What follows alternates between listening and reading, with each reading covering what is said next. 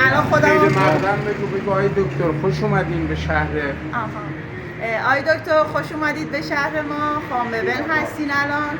من مادر بزرگم 128 سال، شایدم بیشتر، چون قدیم شناسنامه خیلی رسمیت نداشت. 128 سال بر اساس اون سندی که ما داشتیم عمر کرد، تو روستای بجنورد زندگی میکرد. مادر بزرگت چند فرزند داشت؟ مادر بزرگم 4 تا پسر، یه دختر که مامان من باشه. چی میخوردن اون کس؟ غذاشون چی بود؟ خودشون دام داشتن دیگه، همه خوراکشون طبیعی بوده، کشت و کار خودشون استفاده میکردن، مواد لبنیاتی هم همه از دام خودشون بود دیگه.